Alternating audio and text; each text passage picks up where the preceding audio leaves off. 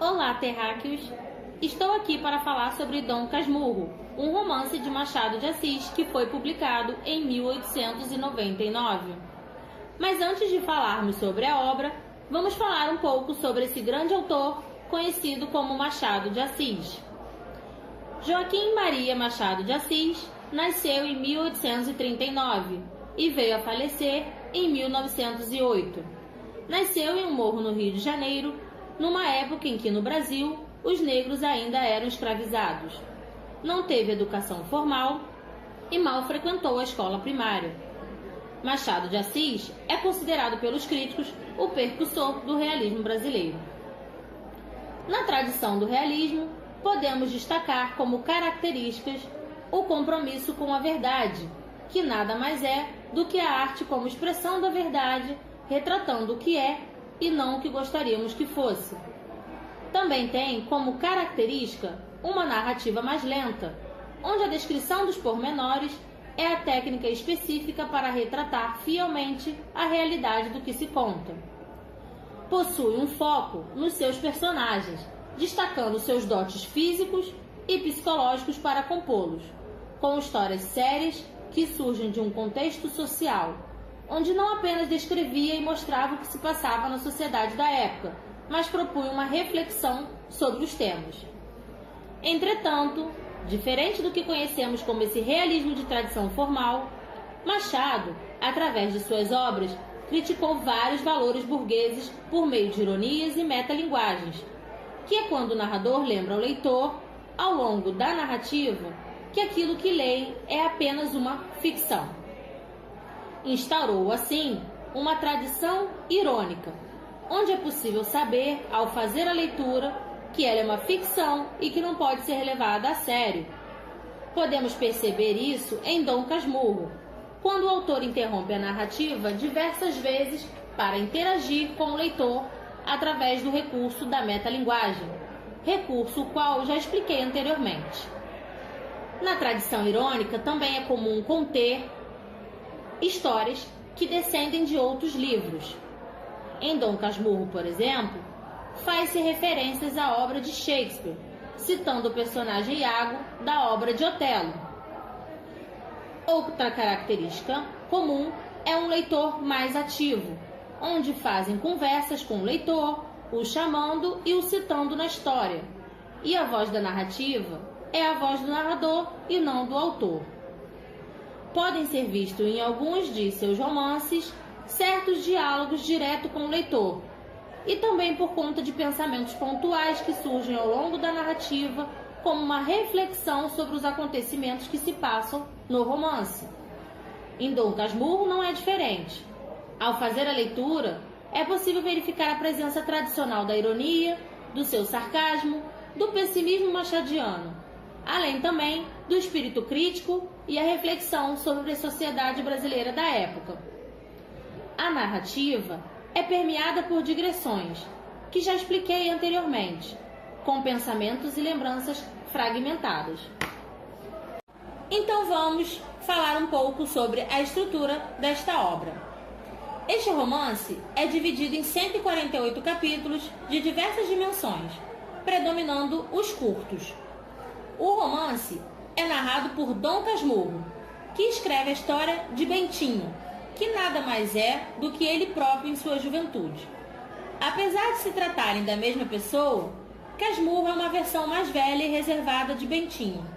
Deste modo, eles também são pessoas distintas na medida em que o tempo e as intempéries da vida contribuíram para que durante sua jornada, Bentinho tenha mudado de tal modo que sua identidade modificou-se também. Ou seja, Bentinho, o personagem, vivencia os acontecimentos narrados por Dom Casmurro, que analisa sua vida no romance em questão. Neste sentido, a narrativa funciona como uma pseudobiografia de um homem já envelhecido que parece preencher sua solidão atual com a recordação de um passado que nunca se distancia verdadeiramente, porque foi marcado pelo seu sofrimento pessoal. As personagens são apresentadas a partir das descrições de seus dotes físicos. Temos, portanto, a descrição funcional bastante comum no realismo.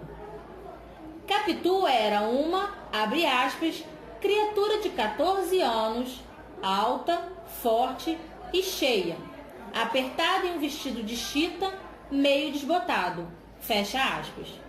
O tio Cosme, abre aspas, era gordo e pesado, tinha a respiração curta e os olhos dorminhocos, fecha aspas. O Escobar, amigo de Bentinho, seminaristas, abre aspas, era um rapaz esbelto, olhos claros, um pouco fugitivos, como as mãos, como tudo, fecha aspas. A narrativa, ela é digressiva, conforme já falei anteriormente. Vamos explicar. Ou seja, interrompe-se o fluxo narrativo, o narrador dirige-se ao leitor e comenta algo que aparentemente desloca o assunto de que se vinha tratando. Esse artifício parece cumprir dois propósitos. Parece querer disfarçar ou atenuar, pelo humor implícito, a importância e a gravidade do projeto narrativo que está em curso. E também nos faz lembrar, pela interrupção explícita, que a narração de tudo que foi vivido e está sendo apresentado ao leitor é posterior e, por isso, está sujeita ao fluxo deste pensamento e há uma perspectiva do narrador Bentinho que revê a sua história. Vamos analisar o capítulo 1, já pensando que o leitor gostaria de saber o que inspirou o nome do livro. O Dom Casmurro conta o fato que trouxe-lhe tal nome à ideia. Então vem a primeira fala direcionada no livro ao leitor. Abre aspas. Não consultes dicionários. Casmurro não está aqui no sentido que eles lhe dão, mas no que lhe pôs o vulgo de homem calado e metido consigo. Dom veio por ironia para atribuir-me fumos de fidalgo. Fecha aspas.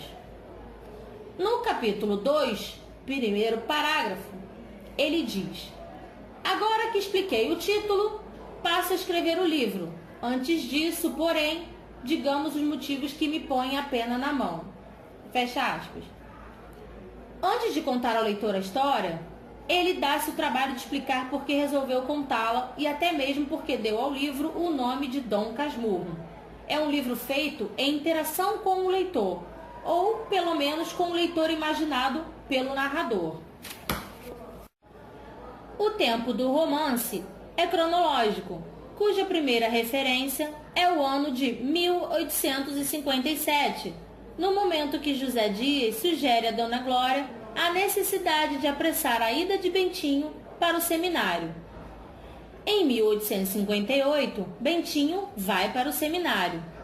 Em 1865, Bentinho e Capitu casam-se. Em 1872, Bentinho e Capitu separam-se. Aliás, se observarmos melhor essas datas, veremos que entre a ida de Bentinho para o seminário e o casamento decorrem 7 anos. Entre este último e a separação, mais 7 anos. Se tomarmos em conta essa, entre aspas, suposta coincidência, podemos perceber que cada período forma um ciclo completo de ascensão, plenitude e declínio ou morte do sentimento amoroso. Toda ação narrativa passa-se no Rio de Janeiro. O narrador faz-nos acompanhar sua trajetória pelos bairros e ruas do Rio, desde o Engenho Novo, onde inscreve sua obra, até a antiga Rua de Mata Cavalos, hoje sendo a Rua do Riachuelo, onde passou a sua infância e conheceu a Capitu. É interessante lembrar que as duas casas amarram-se novamente num círculo perfeito, já que a do Engenho Novo foi construída à semelhança da casa de Mata Cavalos. A tentativa do narrador de atar as duas pontas da vida parece funcionar, não apenas na ligação entre o presente e o passado, mas também na própria estrutura da obra, como vimos na introdução dessa parte. De um modo geral, podemos destacar que o grande tema dessa obra é a suspeita do adultério nascida dos ciúmes doentios do personagem Bento Santiago, ou Bentinho, como você preferir.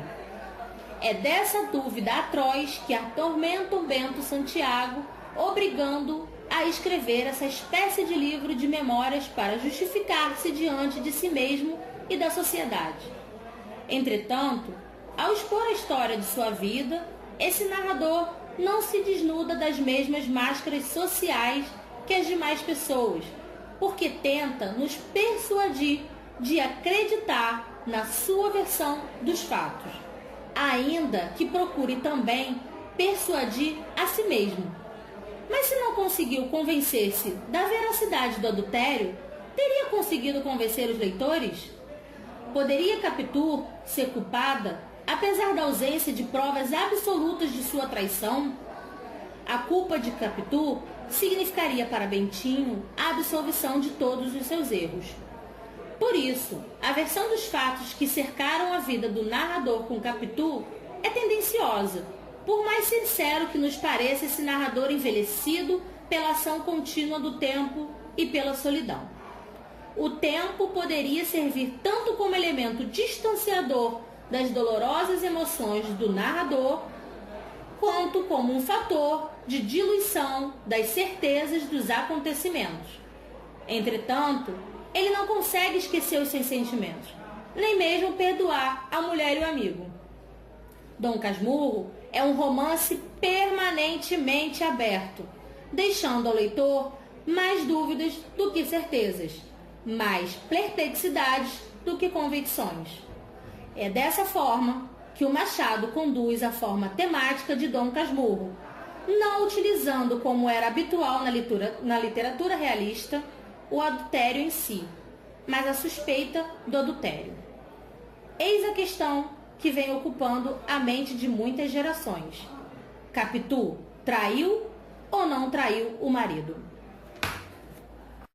Então, terráqueos, espero que vocês tenham gostado do nosso vídeo. Essa é a nossa bibliografia usada para compô-lo e ela estará disponível também na descrição do nosso vídeo. Ai! Tá bom. Até o fim. Não, é só aqui. Deixa que eu sei onde eu vou cortar, Carol. Não me interrompe, pelo amor de Deus. Peraí, eu cortei aqui. Tá, mas e aí, o que eu faço? Ficou bom? Tá Ficou ótimo. O que eu tenho que falar mesmo? Agora tá